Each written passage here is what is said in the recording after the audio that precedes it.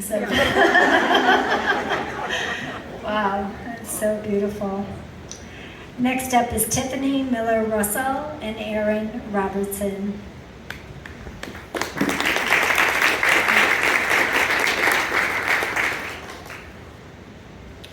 Hi, I'm Tiffany Miller-Russell. I would like to thank everyone for being here and to organizing this event. So when I'm at the art festivals, I will have people come into my booth and they'll look around. They'll go up to a piece, they'll step back from it, they'll go up forward to it again, and they'll ask me some form of the question, what is it? And at that point, I have to pause and ask them, what do you mean? What is it that you want to know about the piece? Because I found that question, what is it, can mean two different things. It can either mean, what is the art made out of? Or it can mean, what is the creature that I'm looking at? And this is my, sorry about the microphone. This is my piece right behind me. It is all paper. I work with specialty sheets of fine art papers. Many are handmade and imported from places around the world that have that long paper making tradition. So they come in all the different patterns and colors and textures. And I love to recombine those and to recreate something from nature the way that a painter would recreate something from nature with their brush strokes. When you come up and look at the background, you'll see that it's created from different tones of blue paper with a transparent washi paper that ties it together. There are handmade papers, hand marbled papers in the flowers, and the branches are created from a paper that has that bark texture already in it. And then I took a fine bead of water and ran it along where I wanted the paper to tear, the same place that the bark itself would crack as the branch grows out from underneath it. Every piece is hand cut with an X-Acto knife, and I shape dry with my fingertips. I like to highlight unusual subject matter with my work. Every species has a story to tell, and it can tell stories about what came before it. It can tell stories about how it relates to the world around it, and those kind of patterns come and relate back to us and our stories. And this piece is an excellent example of that. It was created with the prompt pollination.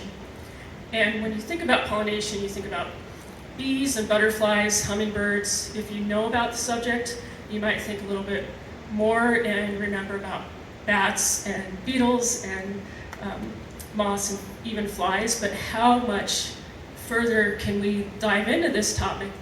What stories are out there that we don't hear about? And with that, I believe maybe Erin might have something to say, so I'm going to turn it over to her.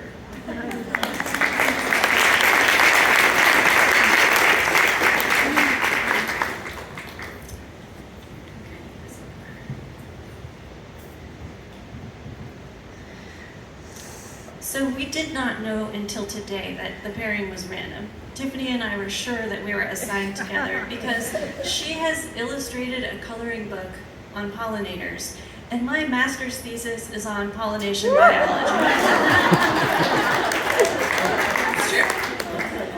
So when I was assigned this artwork, I could not believe it.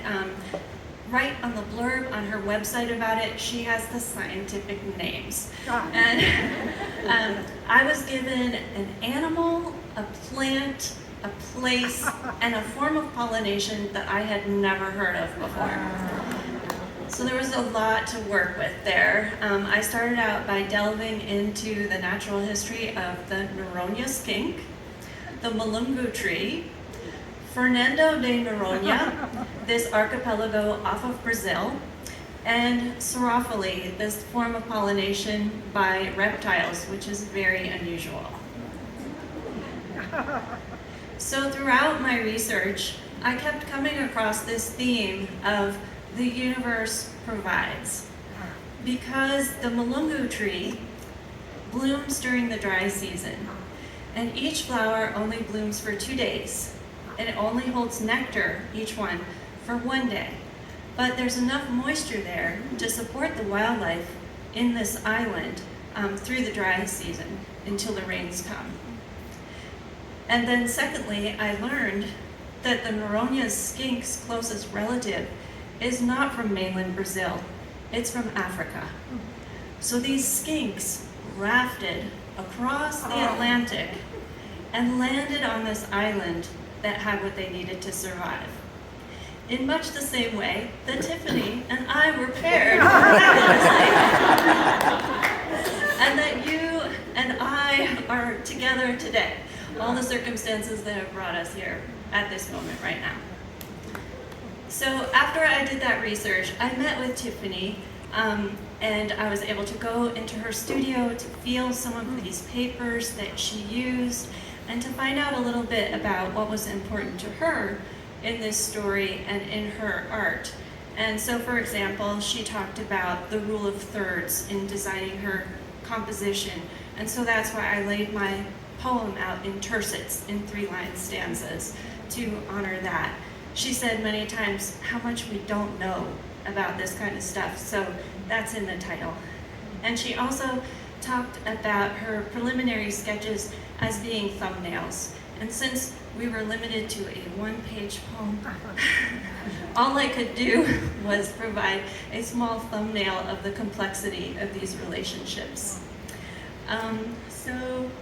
And also, then we got together over the phone and had the poem together, the draft, open on Google Docs, and we're wordsmithing together, which was so fun to have somebody care about the words with me in that way. And the second to the last word in there is about astonishing. And she said, I love that because it's from this Mary Oliver poem that I love. And I was like, me too. And then we found out we were talking about 2 different Mary Oliver poems. So that's just how complimentary we are. So here's the result. Saurophilus thumbnail, how much we don't know. Noronha skink, Trachylepis atlantica, plus malungo tree, Erythrina velutina. The faith it takes in a dry season to slake thirst sip by sip. 30 feet above earth, dragon claws cling, chin parts crimson stamens, tongue laps nectar from papery petals. On an island you and I never dreamed of, once prison, now playground, the pendulum swings. Lizards and doves crowd thorny crown, where each coral-keeled bloom holds an orb of oasis. Each flower, sweet for only one day, foils terrible heat till rain's mercy arrives. How was it, this skink's ancient ancestor, washed from African shore and all she knew, 139 days afloat, they say, could land in this new world and find everything needed, even tranquil water held aloft on the driest of days, just the way we were drawn together. Astonishing providence.